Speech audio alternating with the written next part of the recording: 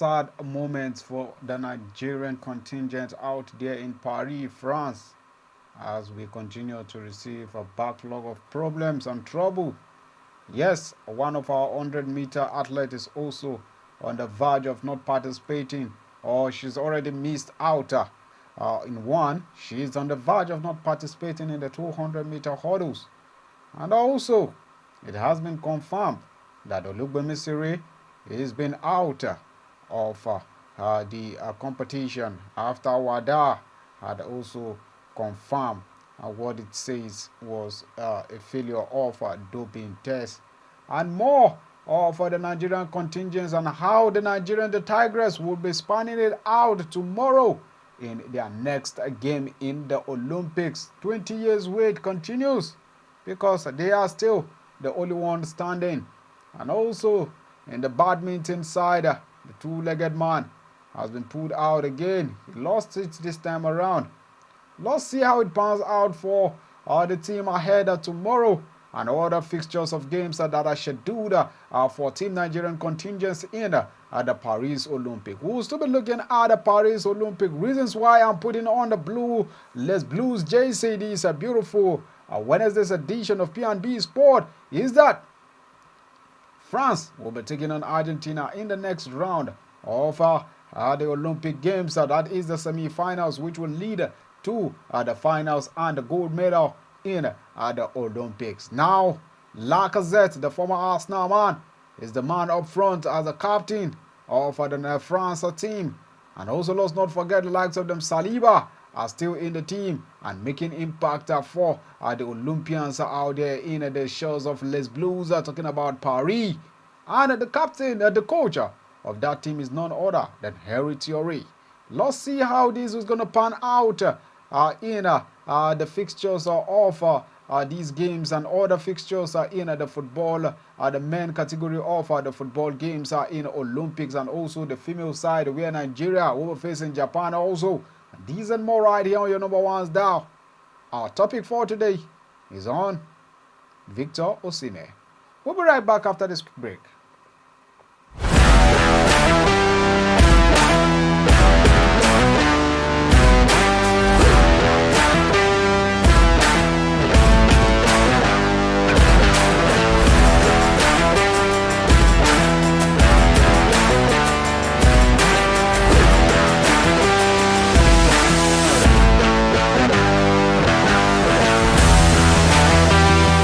Outside the country is straight to Paris, France. We start up with Kano Pillars in the Nigerian Professional Football League, as they will soon announce a new head coach after dismissing Paul Orfor's appointment. Now, a report coming in is that Paul Orfor, who is just 35 years old, in the month of July 2024, was unveiled as the manager of the club on a 2-year deal, replacing Abdul Mekaba. Our board has been sacked even without leading the team to any games. And the sack is contained in a release signed by Kano Pillars chairman Alhaji Muhammad Umar. And the club appreciated Ofo's positive attitude throughout this discussion leading up to the disengagement. Ofo was appointed by the former board that was dissolved after its tenure elapsed. According to Alhaji Umar, a new technical advisor will soon be hired to take over the club. Now, in the statement, which is verbally read, he said that the selection process for the new gaffer is underway as Kano Pillars ended their last season in the bottom half of the Nigerian Professional Football League, NPFL. We are looking at to restage after a disappointing campaign. Now, the club had high hopes for Ofo's appointment, but it seems that the state government's intervention has put an end to those plans. Well, that is a good one. The sad one for us, we'll say. Just a couple of weeks after appointment, another government is taking you out.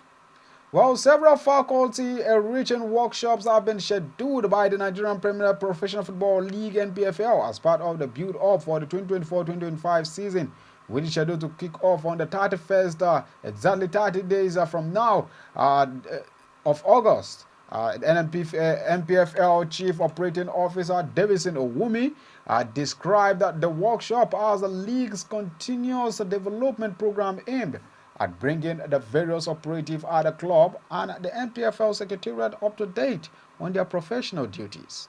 Now, the first in the series will be a workshop in Kaduna for clubs and medical officers, and being facilitated by the board member and former Super Eagles forward Daniel the Bull Omokachi through his Daniel Omokachi Foundation. Now, the workshop would hold on August 13th, and participants are expected in Kaduna on the 12th of August. And the second workshop, held in partnership with the Benue State government, is for the club media directors according to the NPFL curriculum for the workshop. Now, the media chief would be lectured on deploying multimedia tools to project their clubs, players, and also the league in general. Now, they also would be acquainted with the rules guiding public communication, the code of conduct, and also the proper handling of internal communication between the Nigerian Professional Football League and the clubs.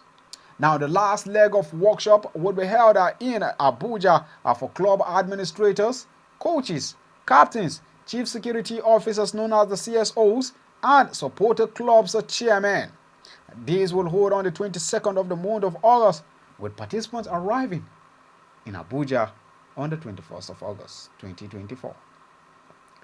All right, still maintaining the Nigerian shows, the Nigerian Football Federation says the transparency in the selection of award winners is one of the major reasons the partnership and the support from the Football Federation and the organizers of the award is still existing for more than 10 years in a row.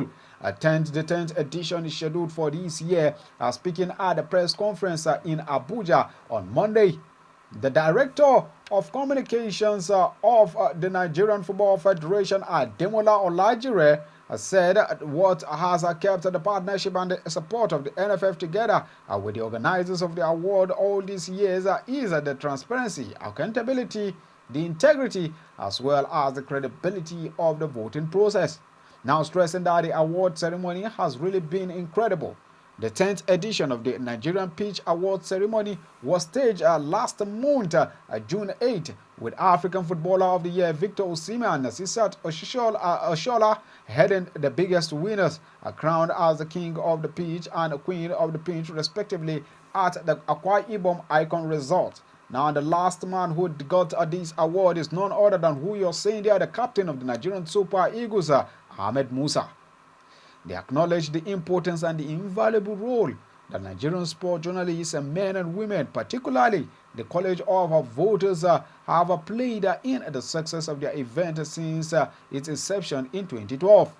Now, 10 years ago, the league, or 10 years ago, the competition or the award organizers are taking an introspective look at the journey when it started way back in the Lagos in 2012. The organizers expressed the delight with the sustained success and consistency, and their event has maintained. Credited a chunk of a success story of Nigerian sport editors and journalists all across the country. Also speaking during the press conference, President of the Nigerian Pitch Awards, Mr. Shine Phillips, says the Nigerian media have been a key component of the success story, and expressed gratitude of the commitment and dedication all through the years. Well, definitely this is what we do, and we hope this consistency of truthfulness and fairness in the awards continue for as much as a decade and even more than a decade. And it should be one of the biggest awards in the country, even not after the country. All right, now let's go straight. Announced a new coach. The normalization committee has appointed Michael Nees as the new coach of the Zimbabwean side, who are the opponents of the Nigerian Super Eagles. The Warriors, as they are formerly called, has employed the 57-year-old German. He's the first substantive Warriors coach since firebrand Krot Zdradrov Lugraskriv left the country. The Football Association announced that it is delighted to announce the appointment of Michael Nees as the new head coach of the Zimbabwean men's national. The 57-year-old German would lead the Warriors in their quest to success in the AFCON 2025 and the FIFA World Cup qualifiers. FIFA is confident that Michael Nee's appointment will usher in a new era of success for the Warriors. Now the Warriors, who says that he has a vast experience combined with innovation, coaching style, Nigerian Super Eagles settled for a draw in their first leg of the World Cup qualifiers played in Rwanda, and the next leg will be in Nigeria a couple of months from now. Now, lovely that shots. Let's go straight to basketball this time around as Nigerian under-18 basketball team begin a battle at the zonal qualifiers tomorrow till Sunday, August 1st in Abidjan. That is in Cote d'Ivoire. Now, the leader of the delegation and the vice chairman of the youth committee on the board of the NBBF, Ugo Udeuzi, said from the Abidjan Center that the NBBF remains focused on their set developmental goals. He says that they are grateful to the Ministry of Sports Development and the Nigerian government in general for making the platform available for these young lads. The determination to pursue quality youth program got them this far, as preparing the team in Cote d'Ivoire may have been challenging, but the federation has been determined to stay youth development. They also continue to develop the young ones for sustenance, and the other 18 boys team in Abidjan has Basi Ekpo, F. Young, Abraham Boyce Hart, Sani Samuel, Aziz Zuleman Olaiton, Dabuna Ibrahim Mutum, John Wilberforce, and Precious John.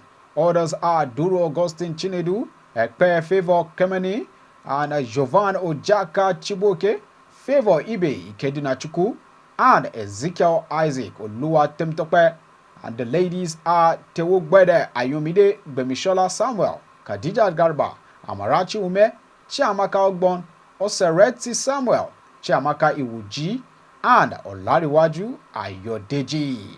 The others are Pius Idubayo Begi, Miriam Idris, Wando Hambam, and Isaac Abigail.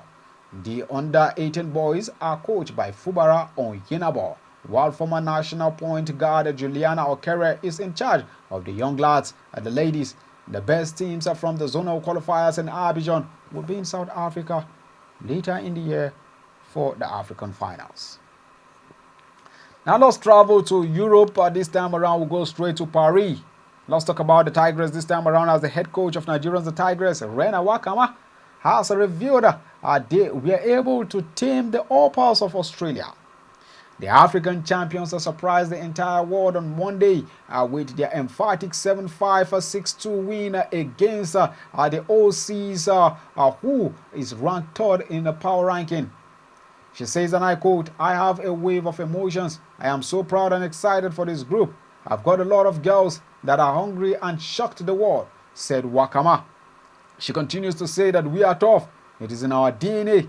It is who we are. We don't back down. And I just want to bring a lot of energy and passion, she says.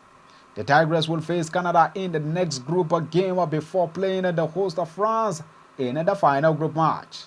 Congratulations, Wakama. At the age of 32, you're doing so well. Yeah, you couldn't play the games, but right now, you're teaching the girls how to play the games. Congratulations, lad. All right, let's still maintain the shows of the Tigers as the Nigerian women basketball team. The Tigers began their medal campaign at the Paris 2024 Olympics with a surprising 5-6-2 win over Australia at the Pierre Morel Stadium on Monday, like I told you. Nigeria would play against the host of France in the second game, and Aussie will face world number 5 Canada in their next game, Group B match in the Women's Olympic Basketball Tournament at Paris 2024 on Thursday. Now, the knockout stages of the game will be held at the Bercy Arena in Paris, with the final scheduled on August 11.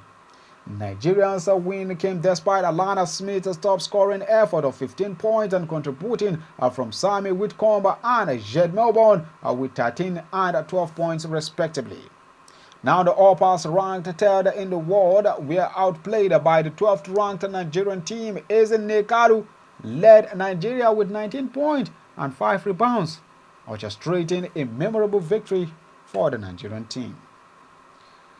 All right, still maintaining the Paris side and also the Team Nigerian camp. One of Nigerians' prospects at the ongoing Paris Olympic, Miss Favor Ofili, blames the Athletic Federation of Nigeria AFN and the Nigerian Olympic Committee NOC for exclusion in the 100 meters games.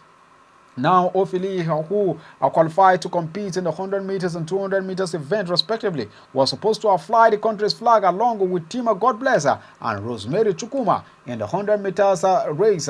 But according to her, a failure by the Athletic Federation of Nigeria, the Nigerian Olympic Committee, and the National Anti-Doping Committee to register her for the event has cost her the opportunity. She took to the social media to disclose the development on Tuesday night, as she says, and I quote, "It is with great regret that I have just been told I will not be competing in the 100 meters at the Olympic Games.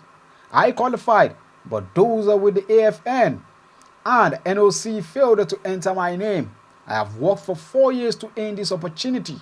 For what not to be entered and compete at Olympic Games because the responsible organization failed to enter me?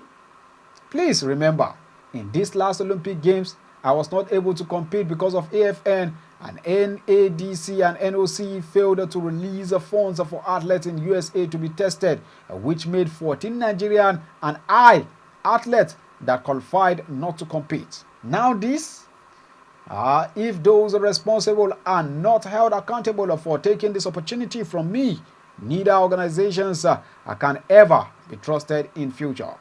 Next one is the 200 meters. I hope I am entered. Those are the statements from Ofiri in the social media platform on X, to be precise, where she posted that post and make the comments there. Well, this is so bad for Team Nigeria out there in Paris. So many problems. Now, still talking about problems, we go straight to the anti-doping division of a court of arbitration for sport known as CAS ADD. They have confirmed actually the provisional suspension imposed on the Nigerian woman boxer, beg your pardon, Cynthia Temitayo. Now, Cynthia Temitayo Ogunsemilore, according to a statement released by CAS, she was registered to take part in the Olympic Games of Paris 2024 in the women's boxing 60 kg category. On the 25th of July 2024, athlete was subject to an out-of-competition doping control for which an AAF was reported for the presence of furosemide, which such substance is prohibited by WADA at all times and is classified as a specific substance under S5 diuretics and marking agent of the 20 prohibited lists. Is it that Nigerians are actually not knowing or understanding the term when it comes to these doping substances? Or is it that they are not just being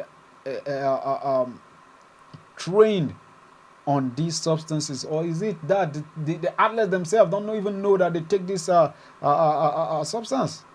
Or is it that they don't even know which of the substances are valid for them and not valid for them to take? These are more stories and more problems that will continue to surmount with Nigerian athletes, as this is not the first name we've seen gone down.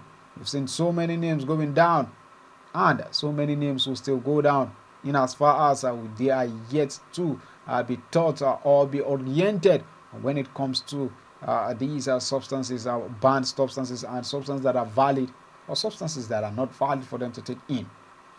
Now, still maintaining Team Nigerians shows in the Paris Olympic. Team Nigerians sole representative in the Nigerian Paris Olympic badminton event. Oluwapo Okpeyori lost his first game, his first group match in the men's single on Tuesday night, which was last night. Now, the Team Nigerian captain lost to Tobias Kenzie of Switzerland by 2 sets. Opoyori came very close to winning the first set, leading the 3-set points, but ended up losing it on a break of 22-20. The Nigerian was no match for Kwenzi in the second set as he lost 14-21. Opoyori will be back on the court on Wednesday, which is today, to redeem himself to face China's SF Lee. Well, our own captain there and our own leader. We just hope that you win today's game. I enjoyed the game last night. I hope you give me fun also this night. All right, let's quickly take a quick break, and when we come back, we'll be glancing through more of Europe, more of Paris. I'll be going into the footballing matters precisely. Don't go nowhere. We'll be right back.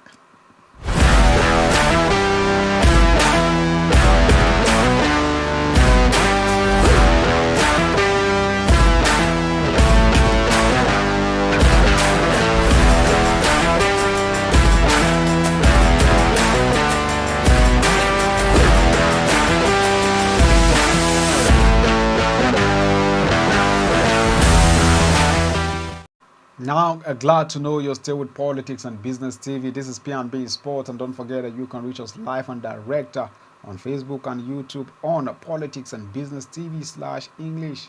And don't forget the name is Rudon Musago RMG. Now let's go straight to Les Blues at the home, or should I say, the home where Paris, the Olympics are actually going on. The host of the Paris Olympics this year, France, will play Argentina in the Olympic men's football quarterfinals after progressing to the last 8 by beating New Zealand in to top Group A. Crystal Palace striker Jean-Philippe Mateta got the opening goal for a dominant France who registered an impressive 34 shots to New Zealand's 9. Mateta gave them a 19-minute lead, and New Zealand found soon themselves placed under relentless pressure as the hosts looked to add their tally. Now they managed to hold on to 71st minute, but Kiwi's defender eventually cracked, and Desire Doe tucked home from close range before Arnold Kilimandui fired home a near-post drive 3 minutes later. France finished the group stage having won each of their 3 games following victories over United States and Guinea, and then there has been recent animosity between France and their quarterfinal opponents after Argentina players were filmed singing a derogatory song about France black players after winning the Copa America on the 14th of July this year. At the Olympics, Argentina's rugby 7 players were booed in each of their games, with French fans upset by Argentine footballers' behavior. Well, this needs to stop in the water when it comes to sporting activities. Let's go back to transfer rumors this time around, but before we go to transfer rumors, let's go straight to Old Trafford to see what their new signee is going into and how he has been faring. In his first game, he got injured against Arsenal. Manchester United defender Lennon Yoro has been seen wearing a protective boot and using crutches at the club's UCLA training base. Yoro was forced off during the first half of Saturday's preseason defeat by Arsenal at the Sophie Stadium in Los Angeles. The 18-year-old, who only completed his £52 million move to Manchester United from Lille on 18th of July, could barely put any weight on his foot as he left the pitch and went onto the team bus before the final whistle. Euro was filmed getting on the team bus with the protracted boot on his left foot, sparking fears of an extended absence. United sources say the club is still assessing the extent of his injury, and manager Erik ten Hag has not spoken to wider media since Euro sustained his injury and is not scheduled to do so until 14:30 local time later tomorrow in their Thursday's game on Thursday, which could be Friday, 12:30 noon, 12:30 in the early hours of Friday morning, when he's due to give a pre-match press conference for Saturday's game against Liverpool in South Carolina. United play La Liga side Real Betis in a second game of their 3 matches US tour in San Diego on Wednesday by 3 a.m., which is on Thursday morning. And in American time is 7 p.m. On Thursday, while on British time is Thursday 3 a.m. Now let's go straight to transfer rumors. I will go straight to Chelsea. The Blues who have assigned goalkeeper Philippe Jorgensen from Villarreal for £20 million on a 7-year contract. The 22-year-old Danny made 37 appearances for Villarreal last season after becoming the club's first-choice goalkeeper. He says this move is a dream come true to him, says Jorgensen. He says that he's very excited to have signed for Chelsea, one of the biggest clubs in the world. He can't wait to get to know everyone and start playing with all the new teammates, he says. That Jorgensen is expected to compete for Chelsea's number 1 position with Robert Sanchez, born in Sweden. Jorgensen is representing the country at the age grade level before switching allegiance to Denmark under 21s, who he qualified for through his paternal heritage. He signed for Villarreal as a 15-year-old player and progressed through the club's youth setup before making his senior debut on October 2020 for the B-side. Jorgensen, who made his La Liga debut in January 2023, has flown to United States to join Chelsea's preseason tour. Now the Blues have 3 games left, so he could feature against any of the club America, Manchester City or Real Madrid before they travel home next week. Now Chelsea begin their Premier League campaign at home to champions Manchester City on Sunday, 18th of August by 4:30 p.m. British time and also local time 5:30 kick-off in Nigeria. Now let's still go straight to transfer rumors. Now let's talk about one of our own, the man who has been in the news since before the league even ran out. Napoli's Victor Osimhen. Teams have not been plain sailing for Napoli recently, as they have not exactly gone to plan for star striker Victor Osimhen. Either Napoli followed a Serie A title winner with a dismissal of 2023-2024 and went through a 3-manager last season as they finished 10th, 41 points off the top for Osimhen. Meanwhile, it is not matters on the pitch which have complicated things. It is a speculation over his future.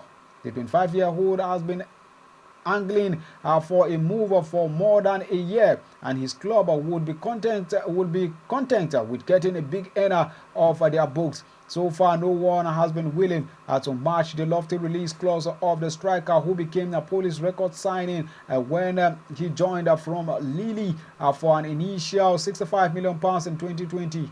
Osimhen now finds himself in limbo at the club, who have seemingly accepted his departure and appear keen to replace him with Romelu Lukaku.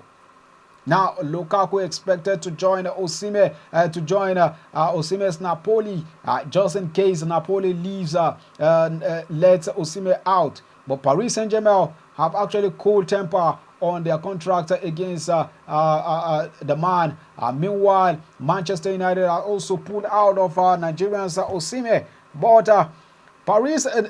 Napoli are looking at a way to have a swap deal for any club that will be taking in Victor Osimhen, bringing in Romelu Lukaku on a loan deal worth around 40 to 45 million euros. What do you think about this deal? And do you see Victor Osimhen happy in Napoli if the deal doesn't pan out? This and more tomorrow when we come your way for the Thursday edition. My name has been Ridwan Musa Go RMG. Bye for now.